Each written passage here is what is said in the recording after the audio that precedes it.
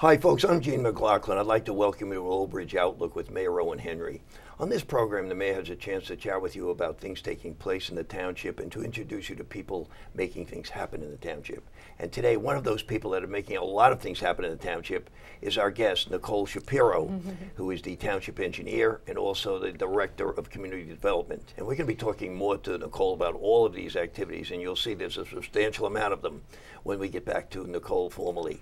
But right now, Mayor, how are you doing today? I'm doing good, Gene. Hello. Thank you for having me again. Good. Well, Mayor, I think based on what we just saw before we started taping, you have to feel good, huh? Oh, yeah. That's The SafeWise rating of the 30 safest cities in the country to raise children, and Old Bridge is number 6. number 6. I was watching the news the other morning, and they put up the screen, and they made the announcement. You know, a list had come out with the 30 safest cities in the country. Yes. And I was like, did a double take, thinking maybe there's another Old Bridge out there, and it was Old Bridge Township, New Jersey. And I was like, wow, that's good. And my phone immediately started lighting up with, you know, hey, good job. And of course, it's a combined effort.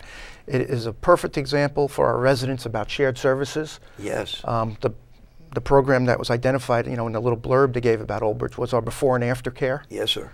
Which we used the Board of Education buildings, we used the schools, Right. and the township staffs, and runs a program where we accept children before the school day starts so the parents can drop them off. Yes. And we keep them after school where the parents can pick them up after work. So it's a unique program. It's affordable. It's just a really good thing, Gene, so we know where these kids are before and after school. No town should have kids going home to an empty house. No, particularly today, the latchkey kid. Right, thing. and we've expanded the program since I've been the mayor. We've opened the program up earlier. We keep them later, as you know, based on the parents' needs. It's fully supervised by our school security detail, so there are police in these schools from when you drop them off in the morning until you pick them up at night. So it's something that we're proud of, and it paid off. And it's a lot of work to run that program. I know it is. 1,000 kids, it's a lot of work. But the whole thing, Mayor, is very, very positive. I mean, the second best school system in the nation and the 5th highest graduation rate. Yeah, Old Bridge. Is a tribute. Old Bridge was just awarded, the entire district was given a National District of Character. Yes. So I think there's only 3 districts in the nation that share that. So we've made a lot of progress, and congratulations and congrats and thank you to our school board, our superintendent of schools, all our teachers. It's a combined effort, and everyone on the township side that runs this program. And also a lot of criteria, the FBI crime reports about sex offenders, population, state graduation rates, school rankings. A lot went into this. Yeah, a lot of data was collected, and we're fortunate. Usually Old Bridge doesn't make these because of the size of our town. Yes, sir. So I guess they took into the calculation towns over 50,000. A lot of times the city surveys are towns for less than 50,000. So it's quite an accomplishment. And I think it has to help Steve Mamakis probably with his economic development efforts. I think anyone looking for a place to come live who's thinking about raising a family, that has to, you have to get brownie points for that. I think it's fantastic. Okay, thank you, Mayor. You're welcome. And Nicole, if we can return to you. Folks, as I said a moment ago, our guest is Nicole Shapiro. As you will see, this is a woman that wears many hats here in the township, and we're going to try to look at all those hats today for a few minutes. Nicole, thank you for being here. Appreciate you coming out. Thank you for the invitation. Nicole, one of your titles is Director of Community Development. Yes. What is that all about? Well, what are you developing?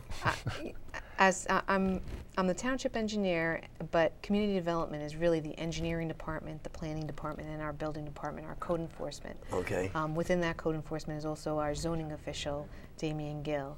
And so I oversee those departments. They're all under my umbrella. Okay, and so the community development is the overall umbrella. Right. Okay. Right. But under community development, you have some things I notice, like the Community Development Block Grant Program. What is that all about? And you gave me some things to look at. There's a federal act guideline that came out in the 70s, and it really gave funding from the federal government down to the state level. And really it's to help low, moderate income families throughout our communities. And it's just not with housing rehab for them. It's also with trying to fix up blight in their area. So for example, if the roadway isn't looking too hot, if the sidewalks, or if there's ADA accessibility within the streets within their community. We look to do some of those reconstruction projects just to beautify their neighborhoods and strengthen the infrastructure within their communities. Do people reach out on an individual basis to ask you for assistance for decorating, restructuring their home, or like with the build-up now on stilts or elevation over in Lawrence Harbor? Would that be something you'd get involved with? Certainly, we've had phone calls on roofing, roofing kind of thing, issues, a lot of the structural components or the exterior components of their homes. A lot of the low and moderate income families, some of them are, disabled. And can't just do simple tasks on their own. We did have an extensive housing program years ago, but the limited amount of funding that we do get for CDBG, a lot of it is allocated to our frail and elderly, our senior center, the Puerto Rican Action Board, also our food bank. So a bulk of that money is already allocated, so there's only a limited amount that we're able to use on the housing rehabs as well as the infrastructure improvement projects. But we spend every single penny, and we make sure that we have a wide variety of projects. Is this given to you? Do you have to put in a budget to get this money, or is it just a grant or percent of taxes returned to the township from Trenton? Or no, they allocate it, and that allocation is based on how they see us spending it in prior years. So for example, if we sit on the money and we don't get it spent, they're not going to issue us that amount or even more that next year. If they see that we're trying our best to get it out, get projects out the door, and get this funding to that low and moderate income areas, that is actually bonus points for us. Okay, thank you, Nicole. Mayor, to that point, you get around the township a lot. You have broad outreach, I think. You hear much of this when you go out to talk to the residents? Well, Nicole, yes, and everyone's asking for their roads to be paved, and they want improvements. And Nicole has, taken the CB money and has spent it in areas of the town that really needed it. So to her credit, she's been very proactive. When we say, I need this road paved, and she'll look and say, it meets the criteria. We could use the grant money for this, or we'll, as opposed to our capital project money. So it allows us to do more, and we've seen the results. Mayor, we've talked, and Nicole, we've talked during the snow season. How many miles of road do we have in this township? That's a big question. What was it, Mayor? 212 miles of road? No, a little bit more than that, yeah. More than that? Yeah, I have to get back to you. You got a lot of, well, that's okay, but you have a lot of paving to do. Oh, God, yeah. A lot of paving. Lots of roads. We get pretty much about 1.5 million per year. We have been, on average, 1.5 million for the last 3 years. That probably takes care of about 25 to 30 roads, pretty much on the 25. But with the CDBG funding, I was able to do a little bit more, get close to that 30 number. Okay. So within the last, I would say, 3 years, probably close to about 80 roadways have been done. We just put out our CDBG contract for 2016 and our roadway resurfacing project for 2016. That'll take care of probably about 35 roadways. Okay, thank you, Nicole. If we could just move on to one thing, and that is your responsibility for code enforcement. As you probably know, over the years, Old Bridge has had some kind of reputation for being a tough place to do business. Okay. And I know Steve Mamakis, our Director of Economic Development, is making a valiant effort to make this more user-friendly. What can you do to make code enforcement more user-friendly and still get the compliance you need? Well, Pat Reardon, who heads up that department, is doing an excellent job. I mean, he's opened up, usually they were closed at lunchtime. He's now opened up that lunchtime period. He's redirected his staff to make sure that that happens. He continually meets with his staff to make sure that they're, responding to the residents. It's hard. It's hard going through.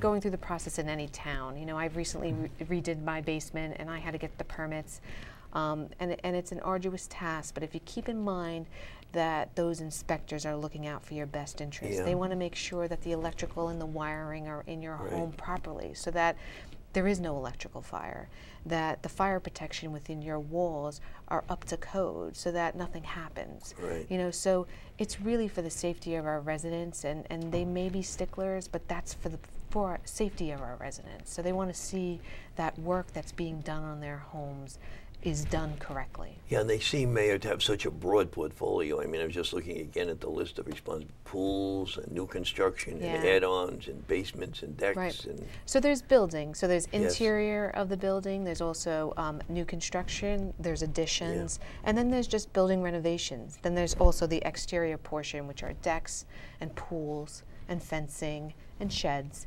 You know, something of those small natures that are involved. What do you find when you interact with the residents? What do you find their biggest complaint is? I know Steve was on here with Pat recently talking a little bit about making this more user-friendly. What do you think the biggest complaint is? And do you get it from the residents? Do you get it from the residents, or do you get it from the contractors? No, I mean I get a lot of feedback from our residents, and maybe it's a turnaround time, you know. But again, we have a limited amount of staff for the 65,000 people, and you know, people wait until the last minute to put in their permit applications, and unfortunately, it's always, you know, they want the pool in the summer, and they're not thinking about it in the winter, you know. But I encourage people, if they think about getting work done or getting a pool for the summertime, you know, start in January. Start that permit process in January. Get your application in, get all that paperwork up front in, and then it would be smooth sailing so that July 1st or June 1st, you're ready to construct and get out there and, you know, enjoy your pool for the summertime. Nicole, to that point, do your people have the opportunity to educate the residents in any way about what they should be looking for with fire, with pools, with... You know, our zoning officer is one of the first stops in a lot of the applications, and he sits down with anybody that comes in for an application. In some cases, he has a written response letter that he provides for the homeowners. That's your first ticket to all of this. The first step in what I'm going to do. Yeah. He sort of guides the way. So, you know, and then their next stop would be to turn around and go to the window for the building department, and that's how it usually works down there. Nicole, you mentioned off the air that you're trying to get a lot of this stuff online now, so that people don't have to be doing it manually and coming through the door here. Pat Reardon has been leading the charge in code enforcement, and he has gotten his applications online. We have tree permit applications within the engineering department. We also have land disturbance permits that we're trying to get done electronically. And now slowly in the planning side, for the planning board and zoning board applications that come in, we're trying to move towards our planning board and our zoning boards to have them, you know, view all the plans electronically during their meeting. Oh, really? Really try and eliminate the paper product, and then in turn limit the amount of money that we're spending on reproduction for our planning and zoning boards and for those meetings. And then that's really a savings in taxpayer dollars. That itself is a good point. And the paperwork alone, just in some of these applications. It's amazing how much paperwork. You know, I know when we used to do some of the televising of the planning committee meetings and the zoning committee meetings, the paperwork was just astonishing. Right, and we have to keep it all because, you know, if residents want to come and view that application, they have to be able to come and see it. Well, why not, you know, we could have, most cases they don't want to take home a copy of it. They just want to view it. And certainly we could provide, you know, a computer for them to sit at and show them every single piece of paper that they want to see. And this is public information. This is public information. We haven't moved to that scenario yet. They would still have to flip through the papers, but they're available for viewing. Okay, well, thank you, Nicole. Folks, we're getting ready to take a break right now. We're talking to Nicole Shapiro, who is our township engineer and our director of community development. And in a moment, we'll be back with Nicole to explore a little bit more about her function as township engineer. Please stay with us.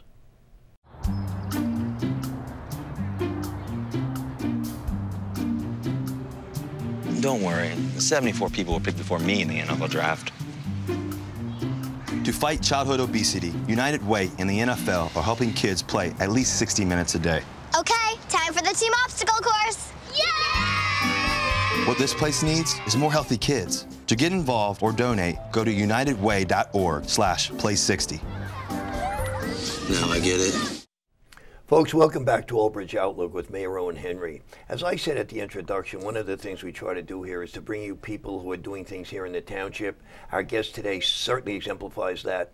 Nicole Shapiro is our township engineer and our director of community development. We've been exploring with Nicole some of her many duties. We're going to look at some additional duties right now. And if we can turn to one thing, Nicole, that you mentioned earlier, and that is the planning function. Yeah. Tell us about the planning function that you preside over. What does that incorporate? Our planning department then receives application for site plan and subdivisions, and also various variances that are required as part of some site plan and subdivision applications. The planning department, as well as the engineering department, prepares reviews of those site plan applications.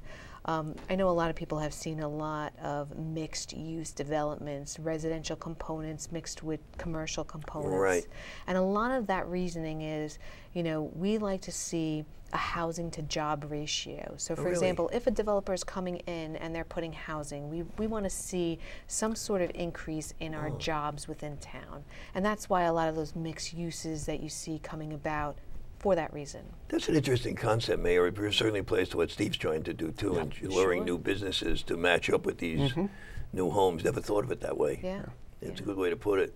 Yeah. Okay. It's nice to have developments that are multifunctional. For example, if you're living in a community and you could walk to your local coffee shop, you know, and then, you know, instead of getting into your vehicle and putting that on the roadway, it's something, sustainable communities is what we're looking for. Okay, thank you, Nicole. One thing in terms of planning, if people come down Route 9 southbound and they took a look up past Gateway there, they see a lot of development going on. Yes. What's happening there? The Brunetti property is being developed? Yeah. Right now what you're seeing specifically is improvements to the Schulmeister jug handle. Yes. So really at this point, the Brunetti organization, as part of their approvals for their Oaks 1 development, which is a mix of commercial and residential property. Residential go there too. Yeah. So the residential has received preliminary and final approval. Their commercial component, which is right up front on that Route 9 corridor, has only received preliminary. They have to come back to our boards for their final approval and final plans. They did receive their preliminary and final for their residential component. However, they still have compliance review to do before construction of that phase can start, and they have to bond. They are bonded currently with NJDOT for their improvements along Route 9 for that Schulmeister Boulevard jug handle. The jug handle, yes. And improvements to that intersection on both sides. So you see a little bit of widening of Route 9 along that southbound corridor, and then that jug handle improvement, which goes along, if you take along the curb line of that Route 9 southbound, it's basically 600 feet into their property. Okay. One thing, Nicole, is the master plan and the land use plan. I know several years ago Sam Rizzo presented to the council a rather extensive outline of what was going on. Anything changed there? We're coming up with some amendments to our land disturbance ordinance, very minor amendments just for clarification purposes. Nothing really changing in that respect. More recently, we updated our zoning map to match our regulation in our land use element with our economic development opportunity zones, and that just opens up a wider variety of commercial developments, where in the past it was really limiting developers to office space. And in 2016, you know, especially with telecommunications on the uptick, you know, office space is not really, you know, what is needed. It's more commercial space or warehousing or any, you know, commercial property as far as retail. That's really what is gearing up our business aspects. Okay, and again, what do the residents see about this? They really don't see any manifestation of this every day, do they? No. They see the overall end. Right, they wouldn't notice. I mean, unless they come into our office and take a look at our master plan or any of our zoning mapping, they really wouldn't see it on a day-to-day.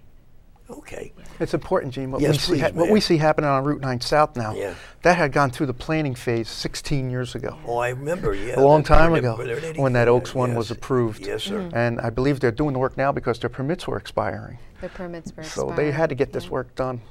So, like I said, the planning process on that took place 16 to 17 years ago, and probably 5 years prior to that, they started the process. And the permits have that much life to them? Well, with the 15, permit, 17 years? they're under a GDP, a General Development Plan, which actually allows them to hold those regulations for about 20 years. So, and then the permitting process, they were, moving towards as they were going along with that application. So, and then with the Permit Extension Act, when the market tanked a few years ago, allowed them to actually get to this point. To get going, yeah. Okay. Nicole, you're the township engineer, okay? As the township engineer, I have personally seen you out on various properties, spread out with maps on the ground, pointing to different things. Yeah. What's going on there when you get out there on the ground and look at things? What are you looking for? Well, when people come in with applications or developers come in with applications to our Planning and Zoning Board, it goes through a process, and eventually when they're doing their construction, there's inspection oversight from the township. And really we want to make sure that that developer is building what he promised in our Planning and Zoning Board. Sort of like the hospital extension and the new hospital wing. Exactly. So it's basically checks and balances to make sure whatever is shown on the plans, whatever standards we required is actually being constructed. And our developers out there, they actually post escrow, so any of our time is actually billed right back to the developer and not the taxpayers in town. Okay. Yeah. Mayor, to Nicole's function as engineer, the capital budget last year was $4.3 billion, as we've talked. You depend, I suspect, highly on Nicole's input to put that capital budget together. Yeah, the part with the capital improvements, with the paving and the drainage and the curbing, Nicole is fully responsible for that. To getting the list, narrowing it down, meeting with the council, seeing what they need in their wards, what's needed in town, taking an inventory and getting as much done as we can each year with the dollars that we do have. And it's safe to say over the last 4 years we've spent a fortune, a small fortune, but I'm a big believer in investing. The year before I became mayor, the investment in the community was zero. There was no capital budget. I remember. And that's not fair to anyone. Right. So we've not only have we've increased spending every year, in our capital, and I'd like to see even spend more, because anytime you go down the street and you invest in that neighborhood, the money goes right back into the people's pockets, and now they have that money to the price of their home goes up. And that's been evident over the last couple of years in Old Bridge. The housing market is pretty strong here. Property values are up. And the big reason of that is because we've spruced up these neighborhoods. We've replaced curbing. We've replaced the streets. It looks like a whole new block when you go down. After we go through there, with the curbs being depressed now, so the kids can ride their bike, get up on the sidewalks, and anyone who has physically disabled can now walk and go down on the depressed curbs. Right, that's a big help, I think. It's a big help. Yeah, it's a lot of work, a monumental task, and it's, as a mayor, it's so good for me to know that I can give a project to someone, it's going to get done, and it's going to get done right. So that means a lot to me. High praise indeed. Thank you. Nicole was one of my first hires as township engineer, and we were lucky enough to get Nicole out of the private industry where I came from. Thank you. And so it's... Nicole, with all of this going on, with all these constituencies and all of these projects, how do you prioritize your day, your work? How do you put it together? I separate my day between capital improvement projects, our planning aspects, our building aspects. So I kind of devote a little bit of each day.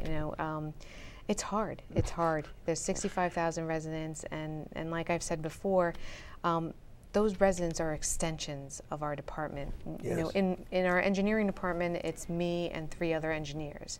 So we can't do it. We can't know about everything. So we depend on the residents to give us feedback on what's going on out there. From that feedback, we then prioritize our drainage lists, our curbing reconstruction lists, and our roadway lists. So if somebody calls in and they say, well, my road needs to be paved, and I said, okay, well, look at it. I'm not just blindly saying that.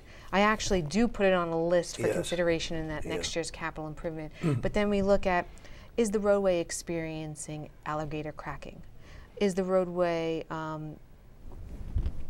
is there trenching on the roadway? Is there trench repairs that would then weaken that structure? Is there potholes on the roadway?